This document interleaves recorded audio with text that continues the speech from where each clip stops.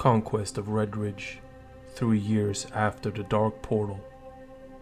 Over the course of months, the orcs' brutal slash-and-burn rage on the countryside had razed farms, towns, villages, forges, and trade houses.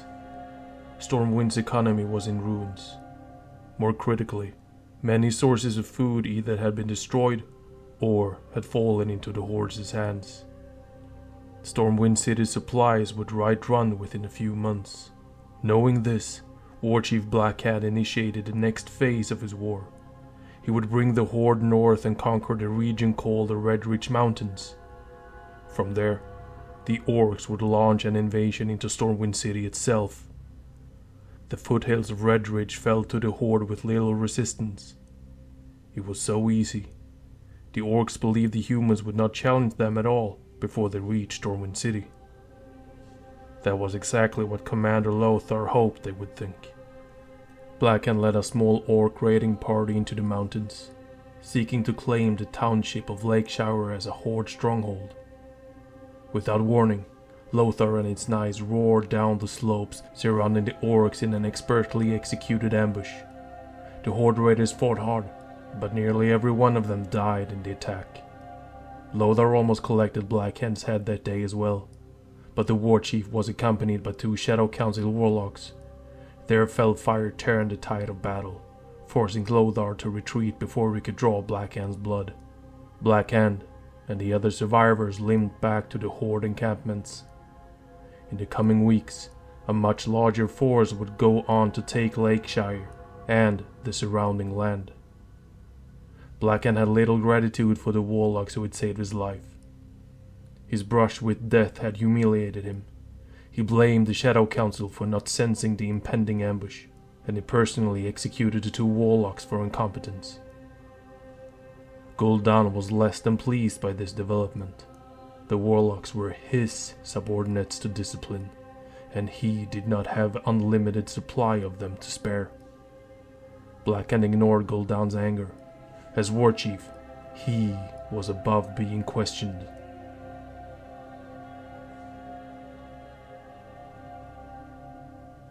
Black Rock Mountain. The ambush of Blackhand gave Gul'dan something to think about. He had seen that the humans would fight hard when outnumbered, and he suspected that a siege of Stormwind City would be more difficult than the Horde believed. Though the orcs had destroyed Chatreth City, that had been under much different circumstances. The Horde was now divided. Some of its most powerful clans still remained on Draenor. Years of war, famine, and hunger had also weakened the armies. What was more, Gul'dan had learned about Medivh's defense of Stormwind City against the Gurubaji trolls in years past. He had also discovered fragments of knowledge about the history of the Guardian and the Council of Tirisfal. All of this only deepened the mystery surrounding Medivh. Was he sincere in wanting the Horde to conquer Azeroth? Was he truly a puppet of the Burning Legion? Or did he have some ulterior motive in mind? If so, Medivh might find a reason to wipe out the orcs just as he had done to the Gurubashi. Gul'dan recalled how he had empowered the Horde before the conquest of Karabor. He had broken the world's elements and infused their energies into the orcs. Azeroth teemed with elemental spirits, and they were much stronger than those on Draenor. Shadow Council spies reported sensing massive elemental activity to the northwest of Redridge, near a smoldering volcano called the Black Rock Mountain. Shogal confirmed these reports, but he kept some information to himself. Not only did the 2-headed ogre sense elemental power in the mountain, but he had also discovered that the local spirits were in league with the old gods. The Shadow Council secretly traveled to Black Rock Mountain, planning to subjugate its inhabitants. It was a disaster. No orc had ever dealt with this level of raw elemental might on Draenor. The first few Shadow Council warlocks who tried dominating the elements faced a grim fate. They were burned from the inside out by gouts of flame. Deep beneath Black Rock Mountain lived Ragnaros, the elemental lord of fire. He commanded innumerable lesser elementals, as well as an entire nation of mortal slaves. For centuries, The Dark Iron Dwarves had served as Ragnaros' loyal subjects. Whenever a warlock tried to trespass too deep into the mountain, the Dark Iron would attack, their forces bolstered by raging fire elementals. Before the Shadow Council incited Ragnaros and his minions to all-out war, Shogal mediated peace. His fledgling connection to the old gods allowed him access to the mountain's depths, and after extensive conversations with the Dark Iron Dwarves and Ragnaros' elemental lieutenants, an accord was reached.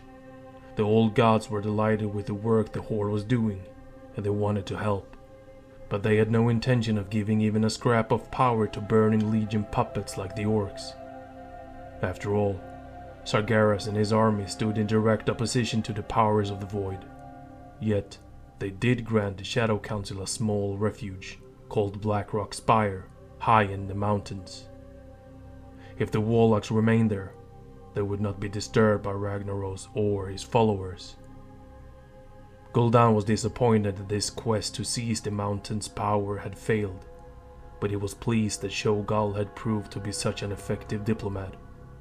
Had he known about the Ogre Mage's true motives and his newfound reverence for the old gods, he might not have been so glad. Yet for now, a secret haven was something the Shadow Council desperately needed. Tensions between Blackhand and Gul'dan were rising. A refuge was a priceless thing. The mountain's power could wait until later.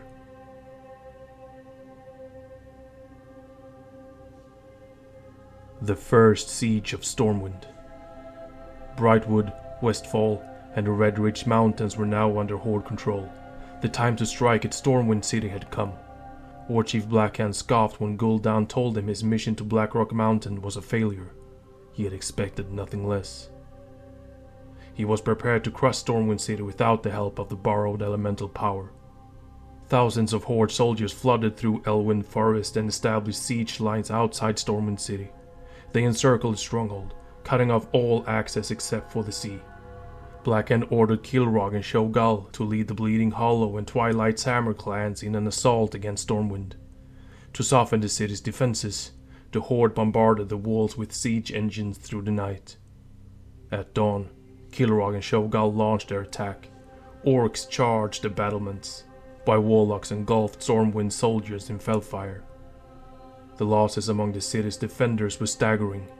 It seemed to Blackhand that Stormwind would fall by midday. No one was more astonished than him to hear cries of an attack on Horde's rear lines. Lothar had led the lion's share of Stormwind's knights around the Horde by sea, and he was now leading a charge through Elwyn Forest. The orcs in the rear guard were caught utterly by surprise, and the knights carved a massive gash into their lines. The Horde attack soon collapsed. The Bleeding Hollow and the Twilight's Hammer broke off their aggression and tried to push back the knights. Stormwind's enormous gates opened, and soldiers poured out of the city in a counterattack, acting as a hammer of Lothar's anvil. The orcs had no way to fight off the two-pronged assault. They could only run. It was the biggest disaster the Horde had ever suffered. The defeat infuriated Blackhand. He barely restrained himself from executing Kilrog and Shogal, but only because he suspected the clan members would revolt. The Horde withdrew to its holding in Red Ridge to draw up a new plan of conquest.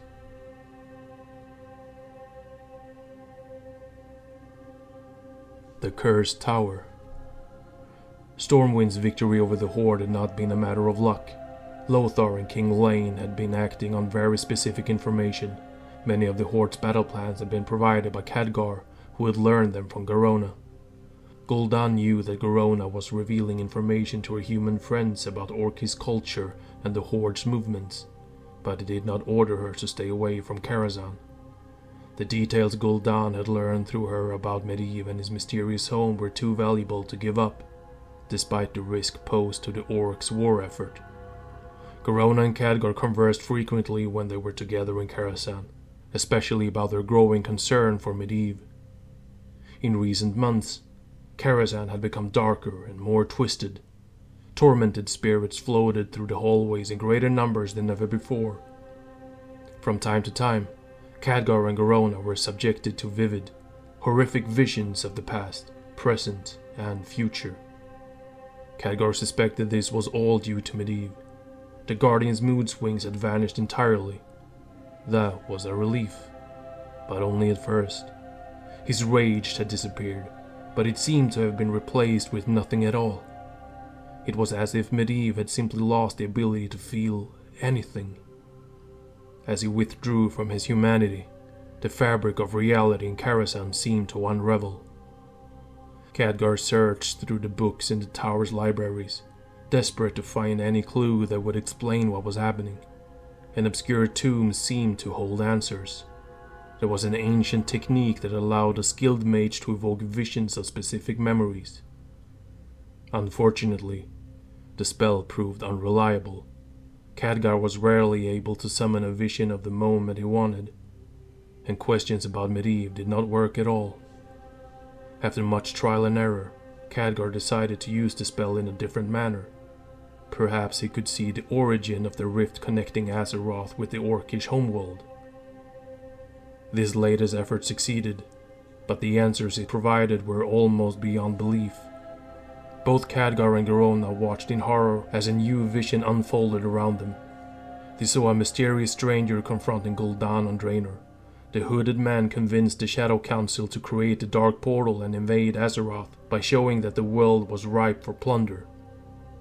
When they saw the stranger's face up close, it was none other than Medivh. The person who had unleashed the horde upon Azeroth was the Guardian of Tirisfal.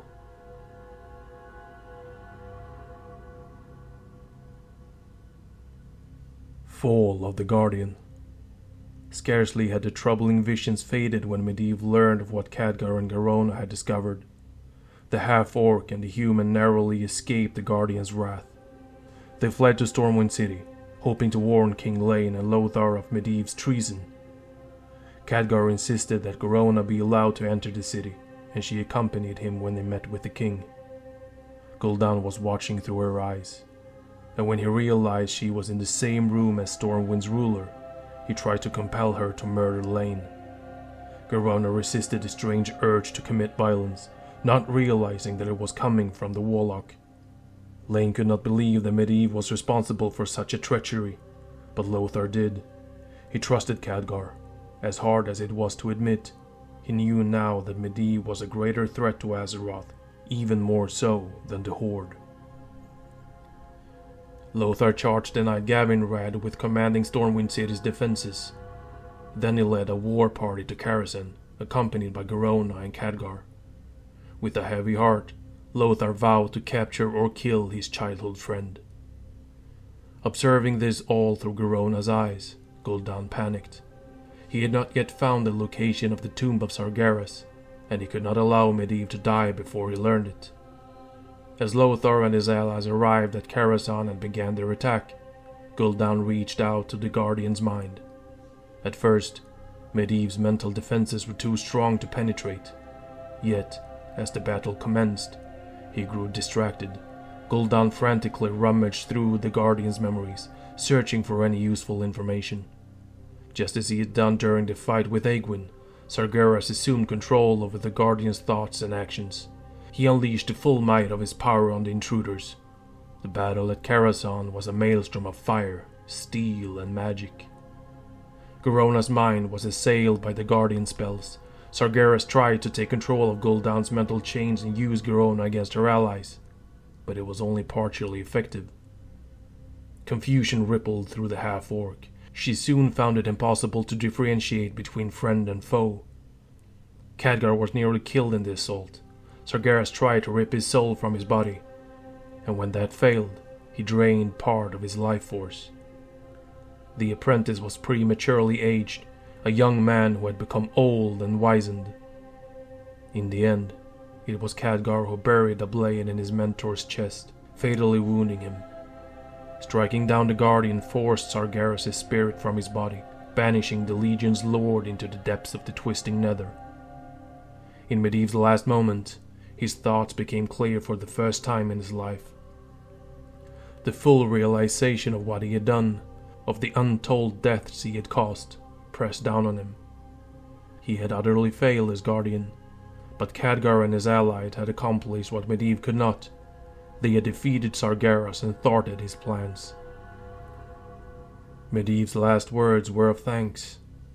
He had only gratitude for Khadgar, Lothar, and their companions. Corona was not there to see Medivh draw his last breath. She had already fled Karazhan. No one knew where she had gone, and there was no time to search for her. It had been many centuries since a guardian had died in combat, and never before had one been possessed by demonic power. Medivh's death had drastic consequences. Fell energy exploded outward from the Tower of Karazhan, turning the surrounding land into a dangerous, thorny blight. The region west of the tower, Brightwood, would become known as Duskwood. There were repercussions for the Horde as well. Gul'dan had succeeded in finding what he wanted. He now knew the location of the tomb of Sargeras. Yet, when Medivh was defeated, the warlock had still been scouring his memories for information. The shock of the Guardian's death slammed into Gul'dan's mind and threw him into a deep coma. The second war chief. Far from Karazhan, Gul'dan's sudden coma sent shock waves through the Shadow Council. They did not understand what had happened or why. War Chief Blackhand was also confused, but not terribly unhappy. He had not been pleased with the Shadow Council's recent efforts, and he knew that Gul'dan had been trying to assert more and more control over the Horde. Orgrim Doomhammer believed that his time had come. The Shadow Council was in disarray, and Blackhand was still reeling from the recent failed attack on Stormwind City. Orgrim would have no better chance to erase the corruption that had damned the Orc people. He challenged Blackhand to a mock Gorah, a duel to the death, calling the war chief a traitor who had sold his people into servitude to dark forces. It was not a challenge Blackhand could refuse. No Orc could, not without losing the Horde's respect. He could not even have Orgrim assassinated in secret. Blackhand had relied on the Shadow Council for such tasks. Painted with the clan symbols and adorned in oil, the two orcs dueled for hours. Orgrim ended the contest when he crushed Blackhand's skull with his family's weapon, the Doomhammer. The watching orcs kneeled before the victor, proclaiming their new leader, War Chief Doomhammer. Orgrim spoke to the Horde, telling them that Gul'dan and his warlocks were not what they seemed. Their fell powers were what had killed Draenor. Orgrim declared that he would cleanse the Horde of the foul darkness that had poisoned it. His first step was to outlaw the practice of using fell magic, on pain of death. Azeroth would not suffer Draenor's fate. Yet, the full measure of Orgrim's vengeance would have to wait. After Blackhand's death, the Shadow Council had fled. Orgrim did not know where they had run to. For now, Orgrim focused his attention on the war with Stormwind. He did not relish the prospect of more battle, but he had no choice. To return to Draenor meant a slow death. The only way the orcs would survive was by conquering Stormwind and making it their new home. If they did not defeat their enemies, they would be at the mercy of a strange world. Warchief Doomhammer ordered the clans to prepare for one final assault. They were moving before the sun had set.